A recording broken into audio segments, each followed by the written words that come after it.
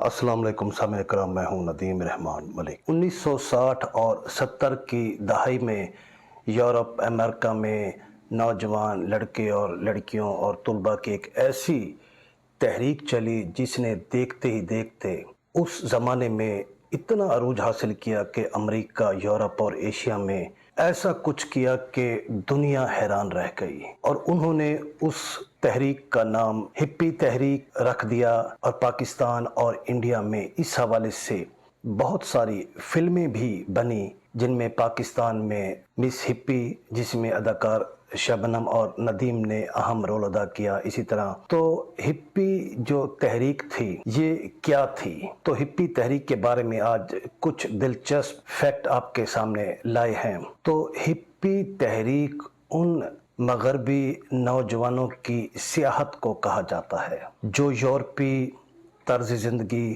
اور مادیت پرست سے تنگ آ کر ذہنی و روحانی سکون کی تلاش میں ترکی، ایران، افغانستان، پاکستان، بھارت اور نیپال کا زمینی سفر کرتے تھے، اور ہپی سیاحت کا روٹ لندن سے شروع ہو کر نیپال یا اکثر سنگاپور تک اختتام پذیر ہوتا تھا، اور اس روٹ سے ہٹ کر بعض اوقات وہ ہپی لوگ پاکستان میں سوات، چترال، گلگت بلتستان کا بھی رخ کیا کرتے تھے۔ اس سیاحت کے دوران وہ ہپی لوگ زیادہ تر منشیات استعمال کرتے، خاص طور پر چرس، افیم، حشیش وغیرہ، اور سب سے بڑی بات یہ ہے کہ وہ اپنا سفر انتہائی کم پیسوں میں اور کم خرچ میں طے کیا کرتے تھے۔ تو یہ ایک عجیب و غریب تحریک تھی جس نے دیکھتے ہی دیکھتے امریکہ، یورپ اور ایشیا میں اپنی مقبولیت کے جھنڈے گاڑ دیے۔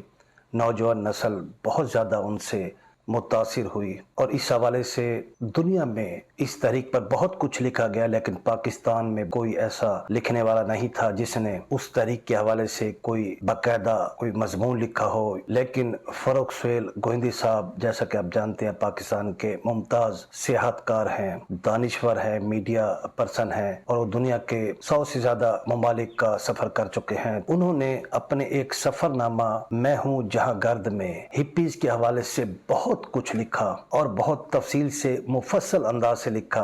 اچھا، وہ لوگ دوران سفر چھوٹے چھوٹے ہوٹلوں میں قیام کرتے، سادہ ٹرانسپورٹ کا استعمال کرتے، اور کوشش کرتے کہ کوئی مفت کا میزبان انہیں مل جائے اور وہ ایک دو راتیں ان کے ہاں قیام کر سکیں۔ امریکہ کی ویتنام میں جنگ اور مغرب میں بڑھتی ہوئی صنعتی اور مادی ترقی نے اس تحریک کو جنم دیا۔ وہ لوگ اس صنعتی اور مادی ترقی سے بیزار نظر آتے تھے اور سرمایہ دارانہ نظام کے خلاف تھے، اور سب سے اہم بات کہ وہ پوری دنیا میں یہ چاہتے تھے کہ جو ہمارا ماحول ہے یا ماحولیات ہے پوری دنیا میں صاف ستھرا سب کو ملے۔ اس حوالے سے ان کی تحریک کا میں سمجھتا ہوں کہ یہ واحد مثبت ایجنڈا تھا۔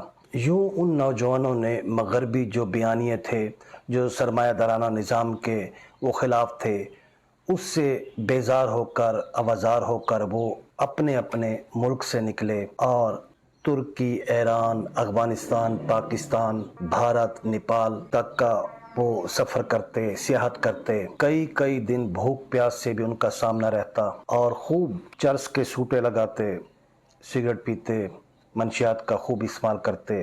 اس دور میں غیر ملکی سیاحوں کو پاکستان میں اس قسم کی حرکتیں کرنے پر کوئی قانون بھی لاگو نہیں ہوتا تھا، اور دوسرے یہ کہ یورپ امریکہ کی نسبت ایشیا میں، خاص طور پر افغانستان اور پاکستان میں، انہیں نہایت اعلیٰ قسم کی منشیات جیسے چرس، افیم، حشیش ہے وہ مل جاتی تھی، جس کی وجہ سے وہ ان علاقوں کا خاص طور پر رخ کرتے، یہاں آتے، قیام کرتے اور پھر واپس چلے جاتے۔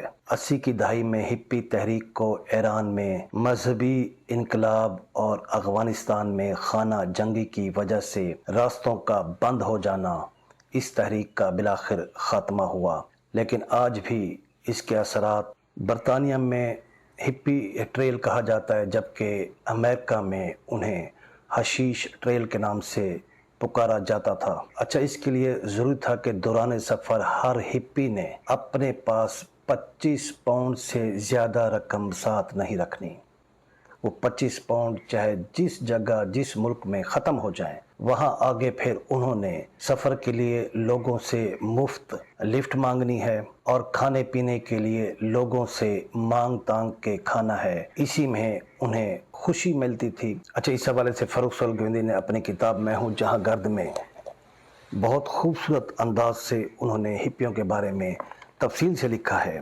وہ لکھتے ہیں کہ یہ ایسے باغی تھے جنہوں نے کبھی کسی کو اپنی بغاوت اور باغیانہ طرز زندگی میں تشدد کا نشان نہیں بنایا۔ مال، دولت، سرمایہ دارانہ طرز زندگی کے ان باغیوں نے جہاں جہاں قدم رکھا اپنے اثرات چھوڑتے چلے گئے۔ ان کے نزدیک مصنوعی خوراک یعنی کھاد اور کیمیکل سے محفوظ خوراک کو ہاتھ لگانا گناہ تھا، حتیٰ کہ نہاتے بھی کم تھے، کپڑے بھی بس جس قدر ممکن ہو کم ہی پہنتے تھے۔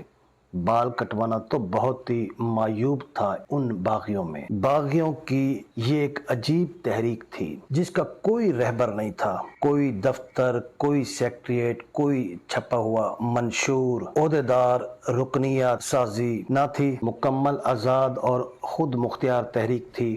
سرد جنگ کے زمانے میں جنم لینے والے ان باغیوں نے عالمی سیاست اور ثقافت پر وہ اثرات مرتب کیے کہ عالمی طاقتیں اپنے وسائل اور پروپوگنڈا سے بھی نہ کر پائیں۔